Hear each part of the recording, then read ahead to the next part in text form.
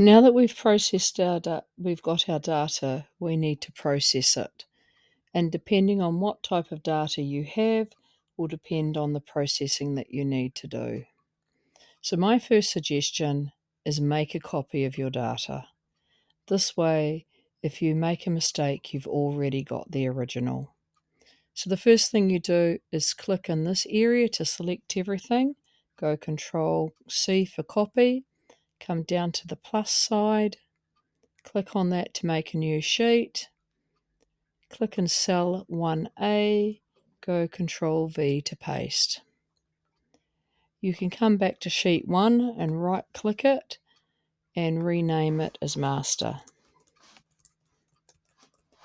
So that way you know that that's the master data. And then depending on what you want to do, this one I could rename it as TikTok,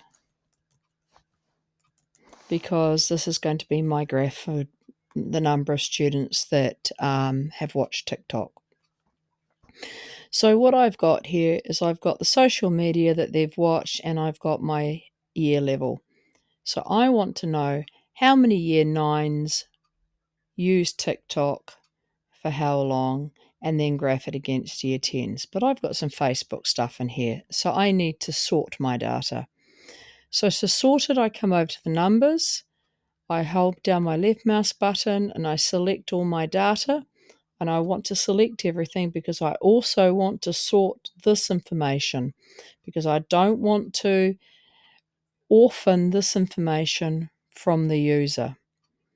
So I come into data, I go sort range, and I come down to advanced sort range. So what I want to do is I want to sort everything in column C first, because I want to sort my TikToks and my Facebook kids.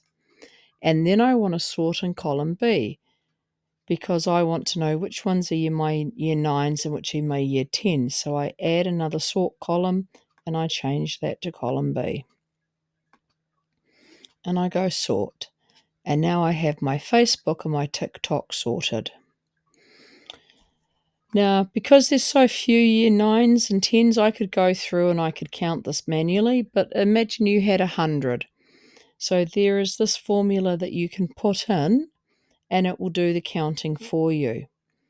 Every formula in Excel and Google Sheets starts with an equal sign. So this is saying count if the data in D4 to D8, so this is column D, going from D4 to D8, I want to count if it has a 1 in it. All right, I put the $ in here because I want to keep it at D4 and D8 when I fill this down. So I'm now going to fill this down. All right, and when I click in there, I can see, oops, it's going to D9. I don't want D9, I want to go to D8. So I come back up, I make it D8, and I go enter. And I'm going to re-copy down. So as you can see, I've got a little circle here. I bring my cursor over it, left click, drag down, and it copies the formula. So this is now going to count the number of 1s. I want to count the number of 2s, so I change my 1 to a 2, enter. I change that to a 3, enter, change to a 4, and change to a 5. All right, so there's my D, there's all my year 9s. I want to copy that formula, and I'm going to paste in here. I'll just say yes to it. All right, so my year 10s, when I look at them, they're not here between 4 and 8. They're between 9 and 12. So I want to change this formula to a 9 and to a 12. And it's not put the $ in, because if I now copy down, and I'll show you what I mean, if I do the autofill, all right, it has now taken this to 10 and 11, which is what I do not want it to do. I want it to always go these ones. So I've got to go back and I've got to put my $sign in front of the 9 to keep it there. Or I've manually got to go in and change all of those cell values. So I shall now go and copy that back down. And you now can see that it's 9 to 12 each time. All right, I want to change the 1 to a 2, this one to a 3, this one to a 4, and this one to a 5.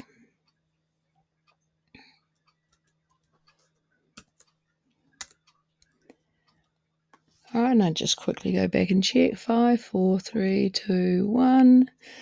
Okay. Now, I can't graph these by themselves because they're in a funny order. So what I'm going to do is I'm going to copy them over to here and put them side by side so I can graph. So I click and select, and remember, if it's not going to left click and select, I can click in the cell, hold the shift key down and use the arrow key to select. I go Control C to copy, and I can go, now I want to paste values, because if I don't paste the values, what it will do is it will paste the formulas. And if I'm pasting formulas, then I can't draw a graph. So I want those values in there. So I copy them all and I paste special, values only.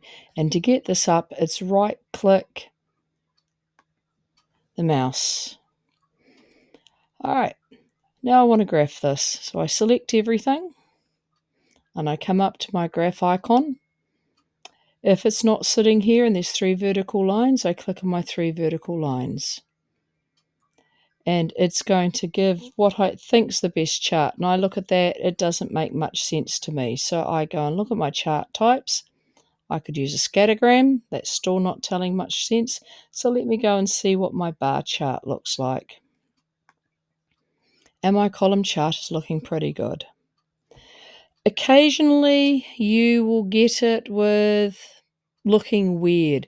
It will graph another version of another number here. So you'll have 3 legends across the top where it's trying to graph 3 series. Don't try and fix it. Your best bet would be to come out, select across the top here, drag all that data down to clear all the formatting out of these cells, and then copy your data over again and redraw your graph. Sometimes it's the easiest way. All right, so what have I got? I've got my hours on TikTok here. I don't have any numbers over the side, so I want to go and customize. So this is my chart and axis title. This one is vertical. So there's my vertical axis label. My vertical axis label, it's the number of students.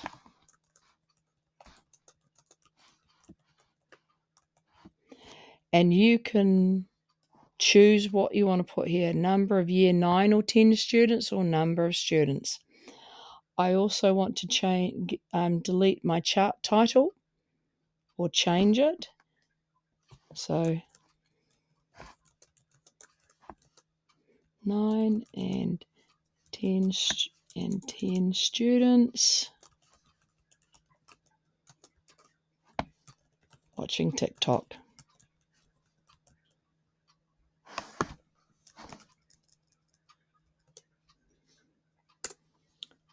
All right, so that gives me my answer there. And there's my hours on TikTok. I have my legend. I now want to come down and I want to put in some error bars. So I come back to series and I scroll down and I see this error bar. This tells me how accurate my data is, whether it's within 1 standard deviation of the mean or not.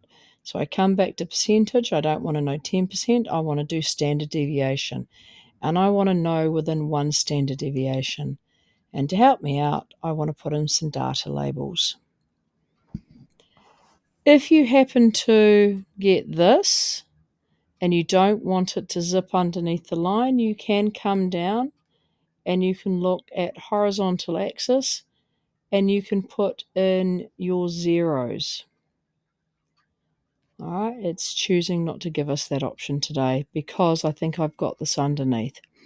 All right, I start at 1, 2, 3. That is my graph.